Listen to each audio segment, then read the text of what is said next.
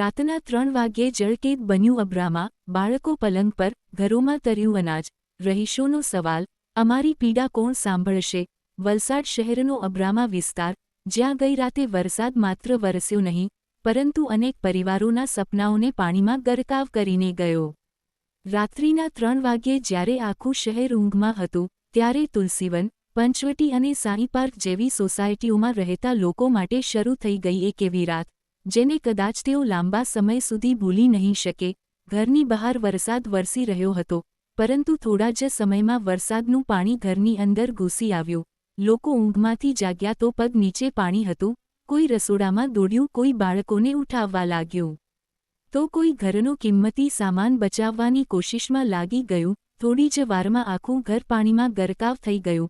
ઘરમાં રહેલું અનાજ, કપડાં, ગાદલા, તકિયા, ચાદરો, ફર્નિચર, રોજિંદા ઉપયોગની અનેક વસ્તુઓ પાણીમાં બગડી ગઈ. ઘણા પરિવારો માટે આ માત્ર વરસાદ નહોતો, પરંતુ મહિનાઓની મહેનતનું નુકસાન હતું. સૌથી વધુ ચિંતા હતી નાના બાળકો અને વૃદ્ધોની. ઘણા પરિવારોને એક પછી એક પલંગ ગોઠવી તેના ઉપર બાળકોને બેસાડવા પડ્યા. કેટલાક ઘરોમાં તો આખો પરિવાર કલાકો સુધી પલંગ ઉપર જ બેઠો રહ્યો. બહાર વરસાદ ચાલુ, અંદર ઘરમાં પાણી, અને આંખોમાં ભવિષ્યની ચિંતા. રહીશો કહે છે કે આ કોઈ નવી ઘટના નથી. દર વર્ષે ભારે વરસાદ પડે એટલે અબ્રામાની આ સોસાયટીઓમાં આવી જ સ્થિતિ સર્જાય છે. દર વર્ષે રજૂઆત થાય છે, દર વર્ષે આશ્વાસન મળે છે, પરંતુ વરસાદ આવે એટલે ફરી એ જ દ્રશ્યો સામે આવે છે. લોકોનો સવાલ સ્પષ્ટ છે, જો દર વર્ષે આ જ સમસ્યા ઊભી થાય છે, તો તેનો કાયમી ઉકેલ કેમ નથી? સ્થાનિકોમાં ભારે રોષ જોવા મળી રહ્યો છે.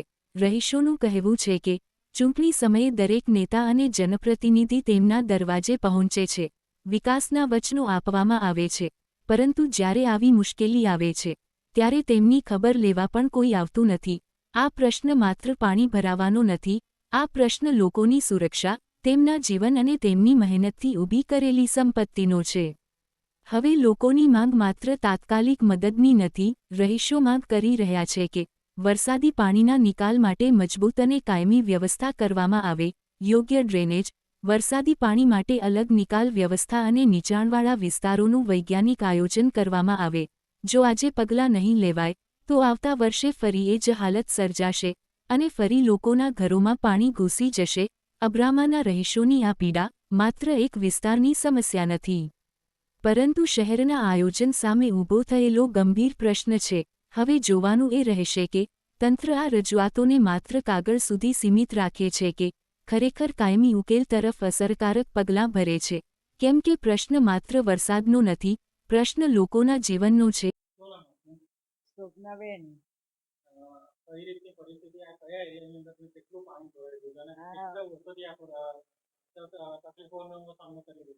અમે પંચવટી સોસાયટી અબ્રામાથી બોલીએ ને અહીંયા તો 15 વર્ષથી આ જ પરિસ્થિતિ છે ને કોઈ જોવા બી આવતું નથી.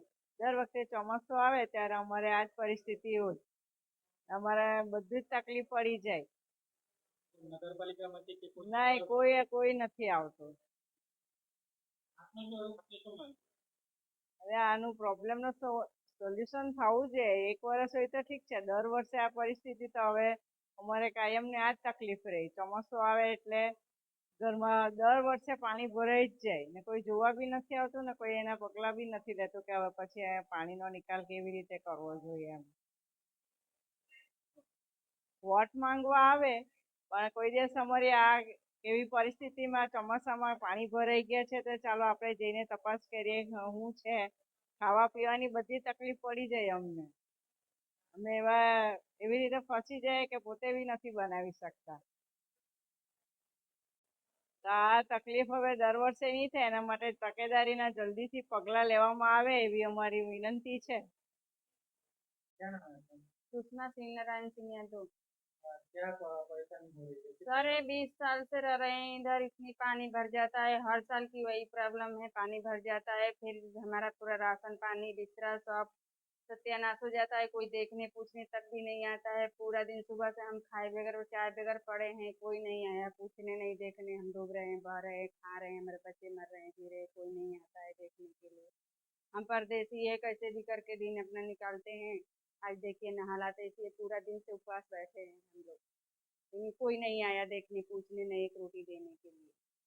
कितने बजे से पानी आया? पानी 4 बजे से हम लोग नीचे सोए पड़े थे, हमारा बिस्तरा तकिया शरीर पूरा हमारा पूरा फैमिली का पूरा भीग गया।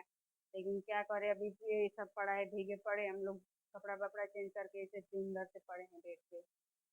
एक खाट के ऊपर खाट रखे हैं तो हम लोग बचे हैं, ना तो पूरी शरीर हमारी भीग जाती। 4 बजे भोर में हम लोग भीग गए थे। लैट्रिन बाथरूम की इतनी दिक्कत है, लैट्रिन बाथरूम पूरी भरी पड़ी है सुबह से, कहाँ जाए हम लोग, इतनी तकलीफ में बहुत चल रहे हैं हम लोग, लेकिन कोई नहीं आ रहा है हमारी प्रॉब्लम समझने। हमारी मांग वही है कि हमारी प्रॉब्लम कोई समझे।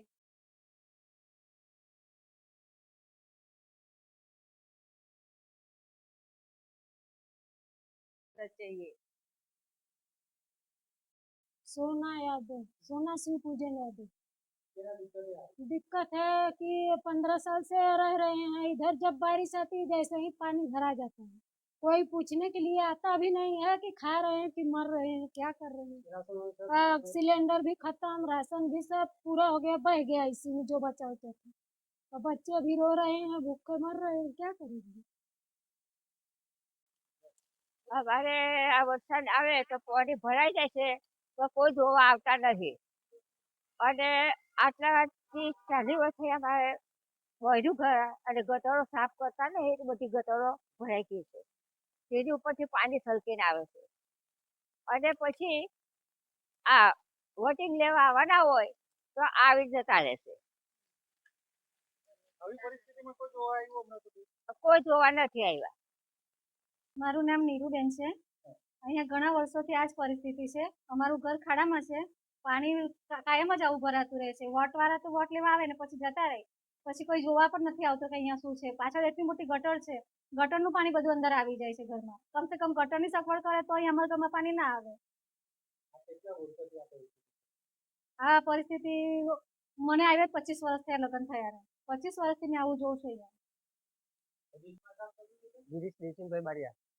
શું પરિસ્થિતિ છે ને કેટલા સમયથી આ પાણીની સમસ્યાનો ઉકેલ આવતો નથી? પાણીની સમસ્યા દર વર્ષે આ સ્થિતિ જોવા મળે છે। પાણી નિકાલની વ્યવસ્થા જે હોવી જોઈએ એ નથી, એના કારણે આ દર વર્ષે પાણી ભરાય છે। પાછળનું ગટરનું પાણી પણ ઘરમાં આવે છે। આજે જે વરસાદ વરસેલો છે એને લઈને કેટલું નુકસાન થઈ ગયું? નુકસાન તો અમારા ઘરમાં ખાસું થયું છે। ઘરમાં ઘૂંટણસમાં પાણી ભરાઈ ગયા છે। જેટલી પણ ઇલેક્ટ્રોનિક્સ આઇટમ છે, સોફા છે, એ બધી જ વસ્તુ બગડી ગઈ છે। Oliver Thakkar, Gujarat voice news, Valsad.